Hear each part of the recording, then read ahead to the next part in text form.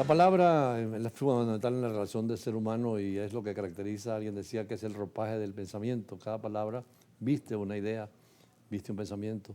Cuando se habla de los idiomas, y tú nos hablabas del origen del español, también se aplica lo que tú señalas de la semiología, que además tiene varias áreas de aplicación, que es el significado de lo que el signo es, pero también de lo que se interpreta, ¿no? ¿De acuerdo? Hay tres semiologías básicas desde finales del siglo XIX. Semiología médica, semiología jurídica y semiología lingüística.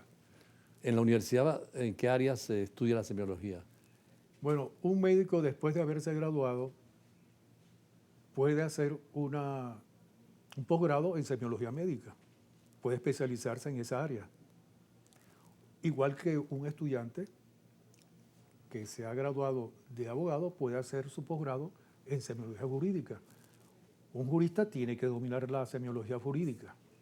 Y en el caso tuyo, ¿cómo aplicas ese concepto y esa especialización de semiología al estudio de los idiomas y las lenguas y especialmente al español? Bueno, le sigo una rigurosa continuidad al signo acústico para determinar dónde está la razón científica de cómo se comporta el signo en el habla y en la lengua. Lo primero que se conoce en una escuela, por ejemplo, como la escuela de letras o de comunicación social, son los morfemas. Pero los morfemas, que vienen siendo sufijos, afijos y radicales, los morfemas no terminan por dar con toda la explicación de la palabra. Es necesario conocer las topologías, porque las topologías nos ubican exactamente en lo que quiere potencialmente decir el significado.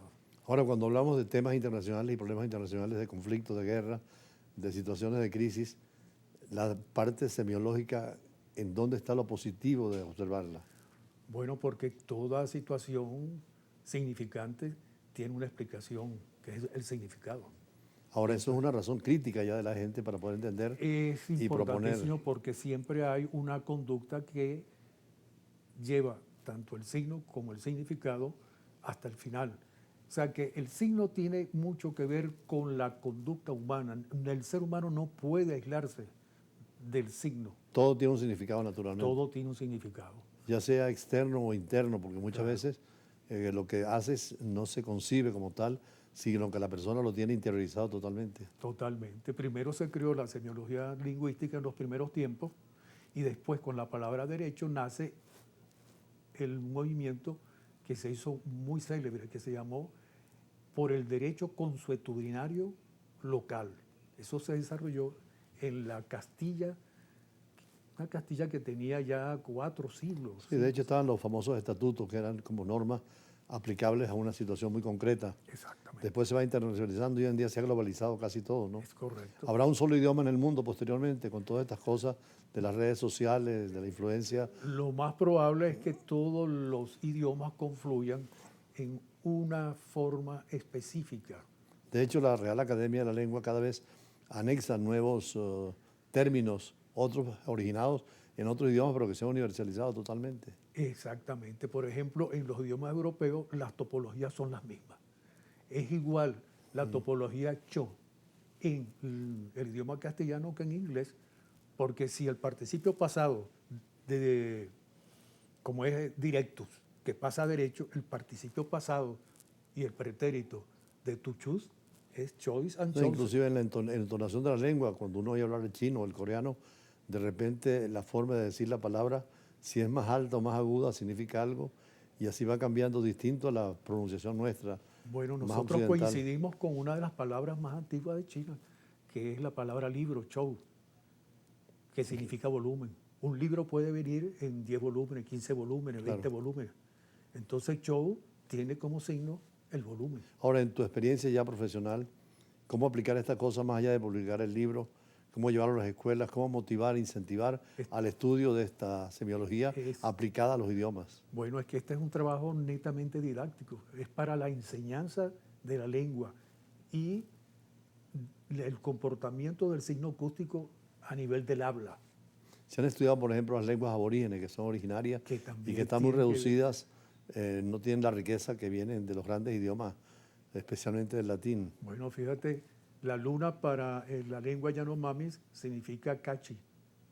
Y nosotros aquí usamos ese mismo término de cachi, que significa dentro, que está la luna dentro, gravitando en el sistema planetario de la Tierra. Naturalmente que filosóficamente los pensamientos son los mismos, pero las expresiones son distintas, el símbolo, Es correcto. tanto físico en la escritura o auditivo en el oído, ¿no? Sí, fíjate que aquí la gente le dice a la que trabaja dentro de la casa, le dice cachifa.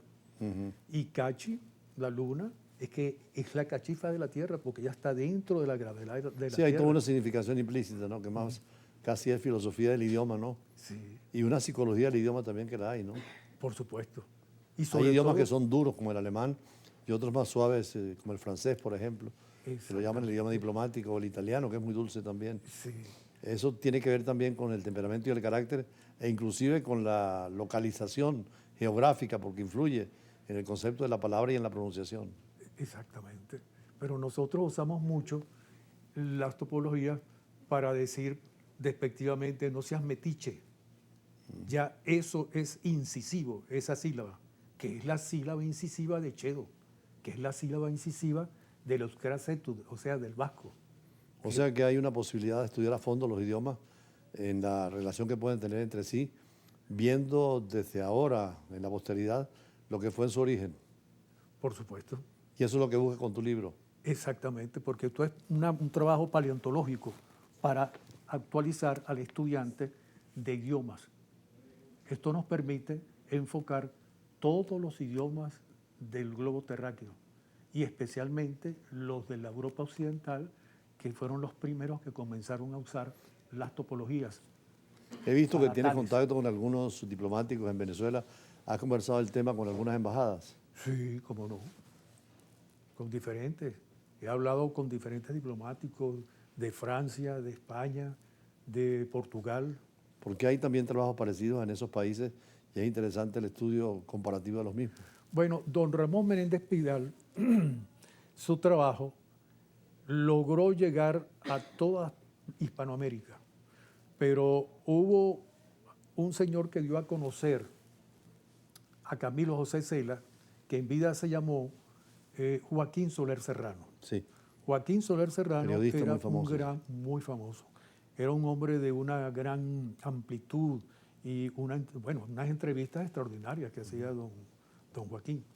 Y él se interesó mucho por este trabajo, de tal manera que él mismo me hizo Prólogo. el prólogo acá. Sí, lo vi. Bueno, aquí, hasta lo yo, ¿no? Sí, sí. Bueno, esto lo estudió él, me dijo, voy a leerlo detenidamente, déjamelo en la casa, porque él vivía aquí en el Hotel Hilton, y bueno, lo tuvo en su casa casi un mes.